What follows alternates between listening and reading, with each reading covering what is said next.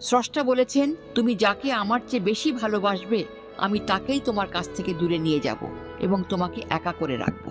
তিনি আরো বলেছেন, কখনো বলবে না আমি তাকে ছাড়া বাঁচবো না, তবে আমি তাকে ছাড়াই তোমাকে বাঁচাবো এবং পেছনের অনুগত সব আবেগ কেড়ে নিয়ে তোমাকে দিব্যি সামনে নিয়ে যাব। তুমি কি দেখো না, ঋতুরাও বদলাতে থাকে, ছায়া দেওয়া গাছের পাতাও যায় শুকিয়ে, ধৈর্যও হারিয়ে যায়, কিন্তু তোমার স্রষ্টা ধৈর্যশীল ও পরম দয়ালু। সেই ঝরে যাওয়া পাতার ডাল থেকেই আবার সবুজ পাতা গজায়। তুমি কি দেখো না তোমার স্রষ্টার এই নিদর্শন? যে মানুষটাকে তুমি নিজের অংশ ভাবতে, সেই মানুষটাই একদিন অচেনা হয়ে যায়, তোমার মন ভেঙে যায়, এমনকি তোমার বন্ধুও শত্রুতে পরিণত হয়। আর শত্রুও খানিক সময় পরে পরিণত হয় বন্ধুতে। যে মানুষটাকে নিজের জীবনের চেয়েও বেশি ভালোবাসতে, সেও প্রতারণা করে। তবে তুমি কেন স্রষ্টা বিমুখ হয়ে মানুষকে ভরসা করো? অদ্ভুত এই পৃথিবী। যখন তুমি ভাবো এটা হবে না কখনো, কিন্তু পরক্ষণে সেটাই হয়। সেটা হবার নয় কি?